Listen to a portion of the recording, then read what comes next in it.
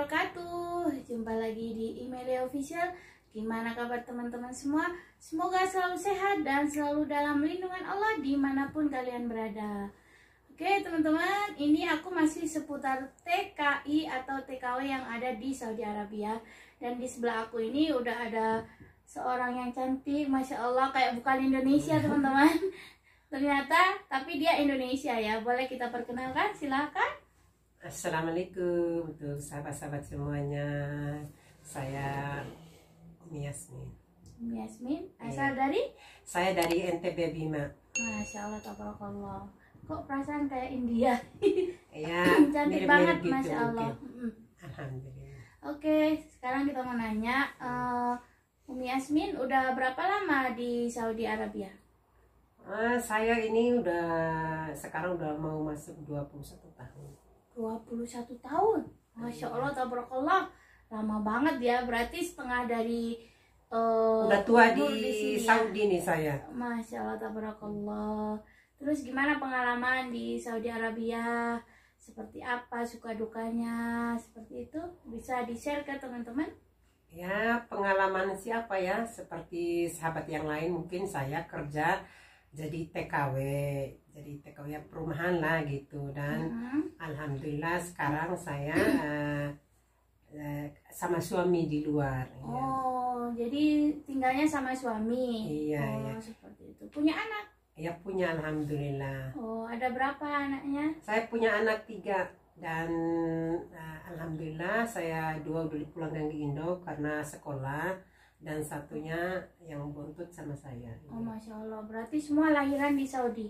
Iya, alhamdulillah. Masya Allah, tabarakallah, alhamdulillah. Oh iya, seperti yang saya lihat di video-video teman-teman di channel-channel teman-teman yang lain, saya melihat katanya Umi Yasmin ini kena dendaan 10.000 real atau setara dengan 40 sampai 45 juta. Itu apa benar, Mbak? Ya memang itu benar ya. Itu mungkin itulah tadi kisah sedihnya ya, apesnya gitu, bisa dibilang apes ya. Saya kena denda karena kemarin pas lockdown itu saya melanggar dalam arti batas waktu yang ditentukan oleh pemerintah itu nggak boleh keluar rumah. Jadi saya melebihi batas waktu tersebut. Oh, jadi Umi Yasmin ini kena denda 10.000 atau 40 juta. Iya. Itu karena melanggar pas masa pandemi itu. Iya. Pasti zaman lockdown. Iya, yang seharusnya itu jam 5 udah nggak bisa keluar rumah, tapi saya masih di luar jalan. Dan terus itu sebanyak itu dibayar atau bisa itu? Ya alhamdulillah. Diharuskan bayar. Ya alhamdulillah memang diharuskan bayar, dan udah saya bayar karena kalau kita nggak bayar itu kan kena denda lagi nanti tambah banyak.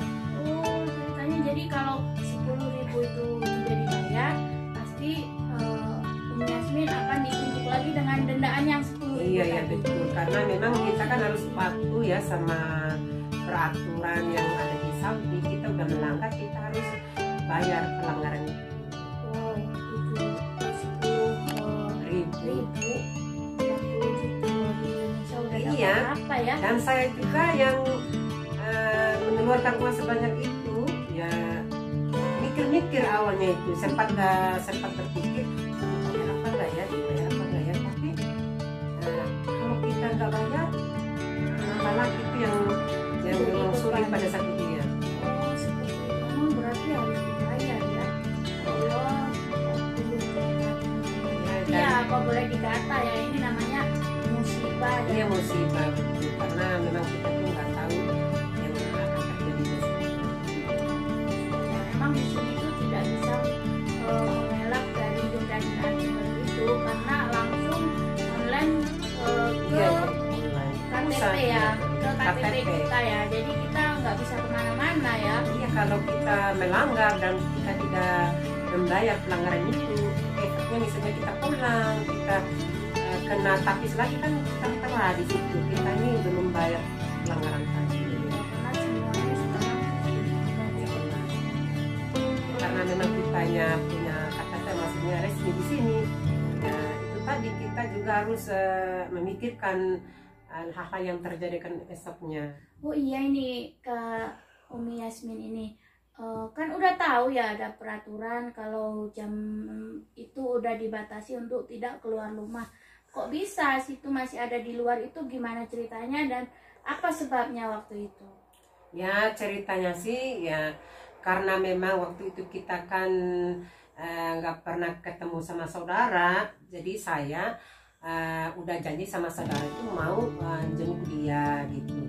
Akhirnya di jalan itu nggak tahu saya kok tiba-tiba ada kepikiran mampir di toko gitu, toko Indonesia. Saya mau beli sesuatu gitu. Memang waktu kan saya udah nggak kepikir lagi tuh jam.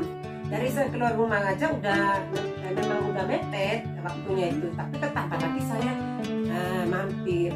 Pas saya keluar dari bagian ini sempat lihat, aduh ini udah lewat saya gitu. Terus suami saya itu kata udah kita lewat yang sana biar nggak macet jalur Waituwi. Terus kata saya kenapa nggak di sini aja? Ini kan katanya nggak bisa, harus terbalik di masjid atas. Akhirnya lewat sana. Pas kita dari jauh tuh udah kelihatan macetnya di jalan itu kan, jalan itu. Terus kata suami saya, ada mobil polisi razia lah gitu. Enggak, kata saya, masa mau dirazia orang sepanjang jalan itu. Saya jadi kepikirannya enggak gitu, karena memang saya lihat mobil itu sampai panjangnya begitu. Ya, mungkin capek lah gitu, masa mau ditanya satu-satu gitu. Akhirnya suami saya udah mau mundur itu, nggak mau lanjut itu masuk ke jalan itu.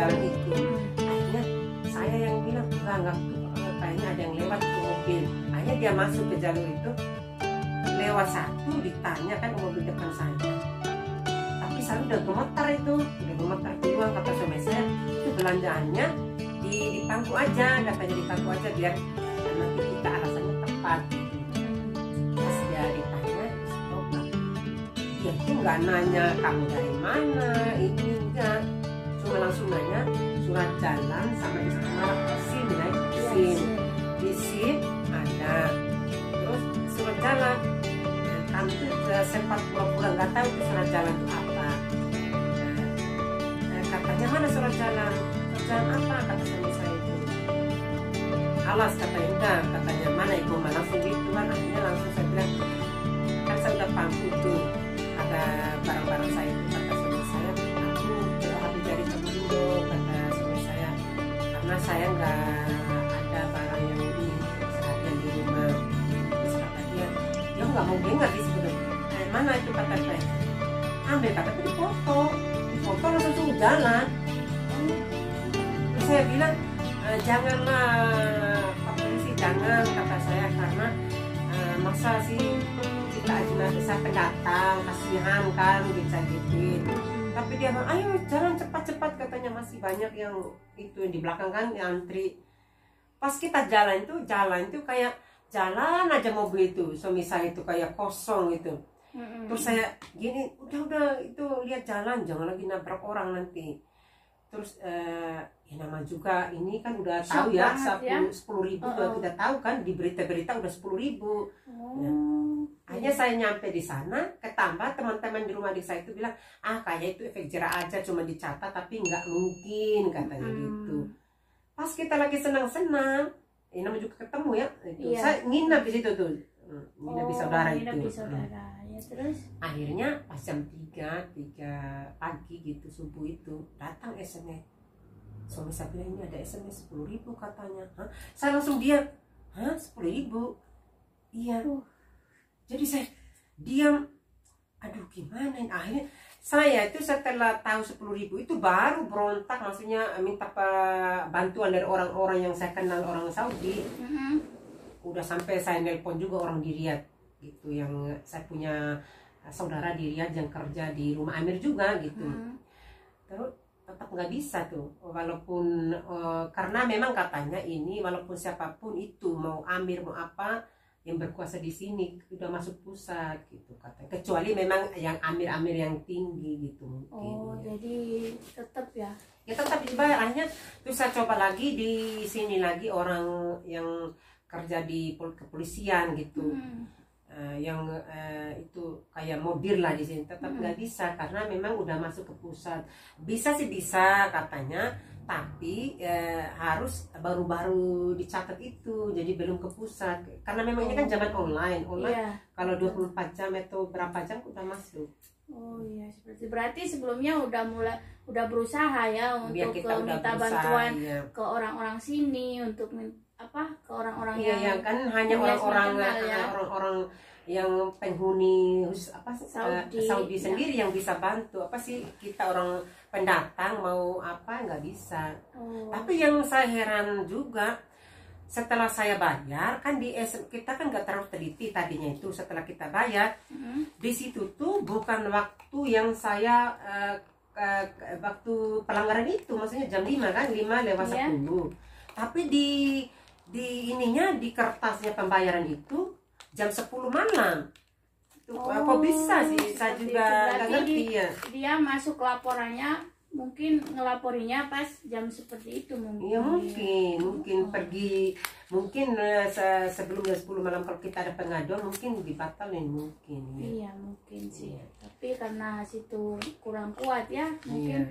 Karena orang Saudi tidak bisa membantu. Saya juga sih mikir itu. Dan sekarang juga saya kan lagi menghadapi masalah resum juga gitu. Oh, ada rusum. Rusum itu apa sih, Kak? Ya, resum itu semacam kita bayar pajak tinggal di negara Saudi. Oh, seperti itu. Berarti Umi Yasmin harus bayar, atau anaknya doang, atau sama suami gimana? Berhubung saya kan suami saya kan itu perusahaan, dan saya itu tercantum di KTP itu ikut suami gitu. Jadi hanya saya sama anak aja yang dibayar. Kalau suami itu dibayar sama perusahaan, dan bayarnya itu nggak sedikit, Mbak Ella. Itu yang kemarin saya bayar 10.000 denda. Sekarang saya udah lihat, udah dapat ini SMS itu 11.500. Oh, itu ibu sama anak? Iya, saya sama anak itu. Oh, itu berapa tahun kira-kira itu? 1 tahun itu. Karena sekarang lagi malah nambah. Kemarin kan cuman resum aja, sekarang ada lagi pajak resumnya. Pajak dari rusum itu ada sendiri? Iya, itu 15% katanya. Kalau tahun kemarin saya bayar kurang berapa ratus ya, nyampe 10.000. Malah sekarang 11.500 itu tadi 15% pajaknya lagi. Hampir 50 juta. Ya, uang tuh apa sih? Udah numpuk-numpuk buat pemerintah aja nih kerja. Dan biasanya berapa tahun pulang untuk melihat anak atau libur ke Indonesia coba? Iya, saya biasanya itu kan pulangnya per tahun, 1 kali setahun. Dan insya Allah saya niatnya pulang tahun ini sebelum puasa atau puasa. Saya mau puasa di Indo Lebaran sama anak, insya Allah. Iya. Dan kemarin sih sempat niat pulang waktu lockdown. Sebelum itu kan ada kemarin sebelum lockdown kan mau pulang. Pas ketabrak lockdown, akhirnya kita nunggu. Ternyata masih diperpanjang itu masa pandemi itu. Oh, jadi karena kemarin biasanya setahun sekali pulang, tapi karena kemarin ada kendala pandemi COVID-19, jadi semua diurungkan. Dan insya Allah akan pulang sebelum puasa. Iya, sebelum puasa atau waktu berarti puasa. Ini terlama ya? Ya, terlama ini hampir 2 tahun. Wah, jadi kayaknya udah kangen banget nih sama anak-anak ya. Iya, udah pasti banget ya. Apalagi anak saya setiap telepon itu kapan pulang gitu. Ya pastinya ya. Kan biasanya per tahun ngeliat, ketemu, bisa diajak jalan-jalan, dan tahun-tahun ini malah nggak bisa ngapa-ngapain, duduk, dan insya Allah tapi bisa ketemu sama anak-anak. Semoga aja ini ya. Kita juga nggak tahu besoknya ini lockdown apa pandemi udah pergi gitu. Semoga pandemi ini cepat berlalu dan semua keadaan menjadi normal, dan segala aktivitas bisa dijalankan kembali, dan seperti Umi Yasmin juga bisa ngejenguk anaknya, bisa melepas rindu. Oh iya nih Umi Yasmin, nanti kan udah pulang, Masya Allah, berarti ya ke Bima gitu ya rumahnya kan? Saya ke Jawa. Kok di Jawa? Saya tuh nikah sama orang Jawa gitu, jadi anak saya dititipkan ke saudara suami di Jawa. Masya Allah, ternyata suaminya orang Jawa. Jawa mana, Mbak? Iya, alhamdulillah saya dapat jodoh orang Jawa Tengah. Masya Allah, berarti nanti habis dari Jawa baru ke Bima. Iya gitu, insya Allah. Boleh tahu nih perjalanan dari Jawa Tengah ke Bima itu berapa hari atau berapa jam? Aduh, sahabat, ini kalau ngomong perjalanan itu benar-benar sangat melelahkan, butuh waktu itu. Karena Jawa sama NTB itu sendiri jauh banget. Jadi mendingan ke Saudi, dari Saudi ke Jawa itu. Kalau dari Saudi ke Jawa kan Jakarta kan cuma 9 jam. Tapi kalau dari Jawa ke Bima itu 2 hari 2 malam. 2 hari 2 malam teman-teman. Itu apa nyebrang laut? Nyebrang ya? laut itu 3 kali. Oh, dari mana? Dari Banyuwangi, terus balik ke Mataram, ke itu ke Sumbawa. Sumbawa. Iya, jadi 3 kali. 3 kali nyebrang, Iya, dulu teman-teman. tuh iya. Teman-teman mungkin belum tahu ya, saya Emilia Official belum pernah naik kapal laut, belum pernah nyebrang laut saya ini. Dan dia harus 3 kali nyebrang dalam satu perjalanan. Wow. Iya, pernah dulu waktu suami saya pertama ke sana ya, karena memang saya sama suami itu nikahnya di Bima sendiri gitu. Pertama ke sana, suami saya bilang, kok belum nyampe-nyampe ini katanya. Udah 2 hari kok belum nyampe-nyampe katanya. Kemana? Ternyata memang jauh banget ya. Iya. Subhanallah, jauh. Terus saya tuh ngomong sebentar lagi kan udah 2 kali itu nyebrang ya, tinggal 1 kali lagi. Dia nanya terus, kata saya masih ada 1 kali lagi tuh nyebrangnya. Katanya ini udah nggak Indonesia nih mungkin katanya gitu. Ya alhamdulillah pas keluar di nyebrang terakhir, karena memang di saya kan dulu loh saya sama suamiku udah 15 tahun ya, Masya Allah, tahu berapa lama? mau 16 tahun gitu. Di sana kan masih pelosok, jadi di jalan-jalan itu banyak kerbau, sapi gitu kan. Sementara di Jawa sendiri dia kan orangnya di kota, ya makanya dia bilang ini udah di luar Indonesia.